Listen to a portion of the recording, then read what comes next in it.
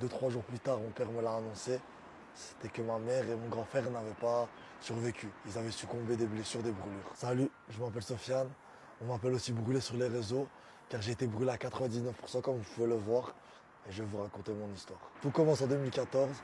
J'habite en Belgique, précisément où? À Liège, avec mes parents et mes 2 frères. On est à la maison, on est aux alentours de 4 heures du matin, et tout le monde dort. Sans qu'on le sache, le compteur a pété la nuit, et le feu nous a réveillés. Mon frère est parti réveiller mes parents car il sentait le gaz.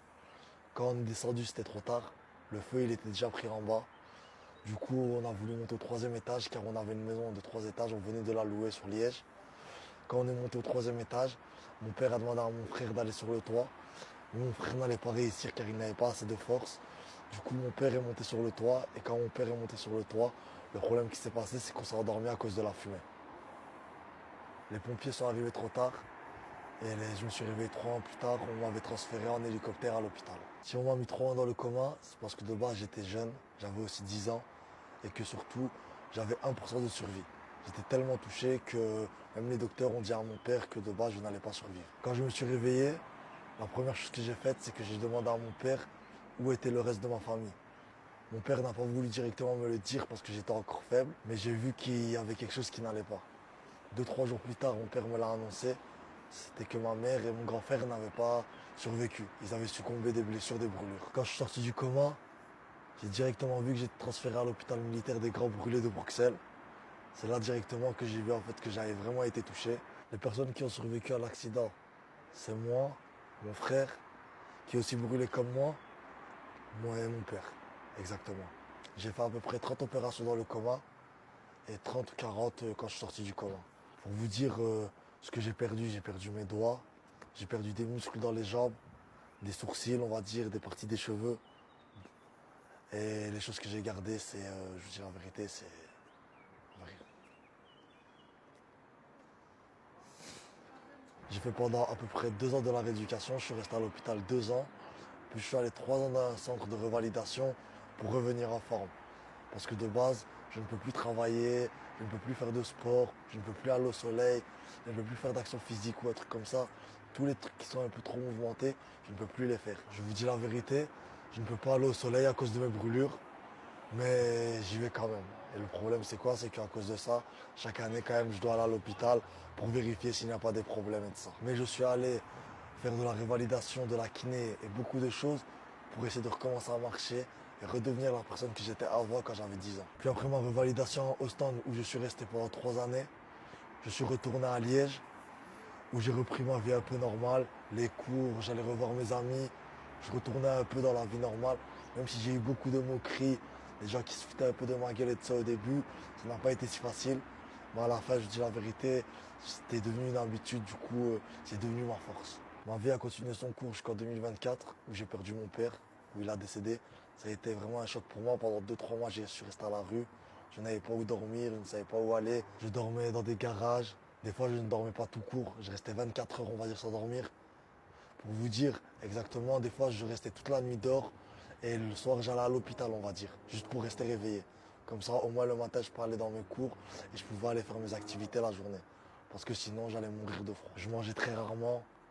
Je pensais pas très à moi, on va dire. Je n'étais pas soigné. Je me lavais pas souvent. C'était vraiment la galère. J'ai la vérité, c'était des moments très durs dans ma vie. C'était les moments où j'ai vu vraiment ceux qui sont là pour toi dans la vraie vie et ceux qui sont là juste pour toi, pour rigoler. Je voulais pas déranger quelqu'un. Ça veut dire que je suis resté tout seul dans ma bulle. À l'heure actuelle, il me reste mon grand frère qui a été touché comme moi par des brûlures. Mais lui a été plus touché vers le visage où il a perdu une partie de son nez et une partie de ses oreilles. Il me reste aussi ma grande sœur. Et entre-temps, mon père a refait sa vie avec une autre femme et il m'a fait une petite sœur. En 2025, car je ne voyais que ma vie n'allait pas bien, que tout se déroulait encore mal et de ça, sous un déclic directement, j'ai décidé d'aller chez voir Nasdaq pour essayer de faire peut-être des vidéos ou un peu de contenu, voir ce que ça allait donner avec ma tête. Parce que je me suis dit qu'avec mon physique atypique, ça allait peut-être être plus intéressant. Le premier jour où je suis arrivé, je me suis installé dans Airbnb. Mais le problème, c'est que je n'avais pas beaucoup de sous sur moi.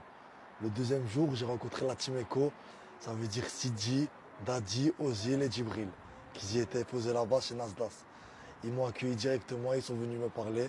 Sérieusement, ça m'a fait très plaisir. Le soir, Ils avaient remarqué en fait que je n'avais pas où dormir car je parlais avec Sidi. Sidi m'a directement proposé de venir dans son Airbnb. C'est là que j'ai vu que la personne elle était vraiment très gentille et ça m'a fait vraiment plaisir. Du coup, je suis allé dans le Airbnb de Sidi où j'ai rencontré Daddy, Ozil et Djibril en personne et on a un peu discuté, où ils ont vu un peu mon vécu et ils m'ont dit de rester avec eux. Et depuis que je suis avec la Team Eco, sérieusement, déjà de A, c'est quelque chose qui m'a fait très très du bien, niveau mental, niveau physique. Et surtout que depuis que je suis avec eux, là, je revois mes rêves qui sont en train de remonter. Ça veut dire que, en mode, maintenant, je peux recommencer à avoir des objectifs, un train de vie, et ça me fait très plaisir. Mes objectifs en 2025 sont dans le cinéma, plutôt tourner un film ou une série, car avec mon physique atypique, je trouve que j'aurai peut-être plus de chance, mais ce n'est pas tout. Depuis petit, j'aime le cinéma, les séries, les films. C'est un truc que je rêve depuis tout jeune. Déjà, avant le décès de mon père, je voulais faire quelque chose comme ça. Mais quand il y a eu le décès de mon père, j'ai eu un déclic où je voulais tout arrêter. Je vous dis la vérité, c'était vraiment le moment le pire. Ça veut dire depuis que la Team Eco est là, ça recommence à aller bien et je pense que tous ces objectifs-là, je vais les réaliser. J'ai recommencé à faire du contenu sur les réseaux car j'ai envie exactement de devenir influenceur et que ça devienne un travail, que ça devienne un truc courant. Car de base, je ne peux pas travailler, comme je vous l'ai déjà dit, je ne peux pas travailler, je ne peux pas faire de sport et de ça. Du coup, j'essaie de faire des activités que moi je peux faire. Et voilà, être influenceur, c'est un truc qui m'intéresse très très.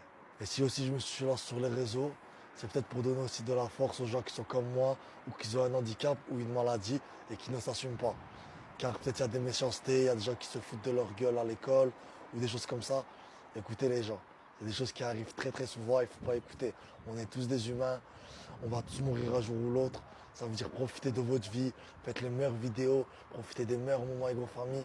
C'est là le truc que je peux vous conseiller, je dis la vérité. Parce que moi au début j'étais comme vous et je l'ai regretté. Là comme je suis maintenant, je suis un gars qui s'en fout de tout le monde. Et sérieusement c'est le truc le plus principal que j'ai vu et le truc le plus chill. Et aussi, c'est pas parce qu'on est différent, brûlé ou on a un handicap que la personne doit être traitée différemment. La personne doit être traitée pareil. Car je vous dis la vérité, hein, des fois quand je voyais des gens venir et me traiter différemment, ça me vexait quand même. Même si je leur disais pas, je sais que c'était pas en mal. Mais certaines personnes ils n'aiment pas. Si vous voulez suivre le quotidien d'un brûlé, venez me suivre sur les réseaux. Et je suis certes brûlé à 99%, mais je vais renaître des 1% qui restent.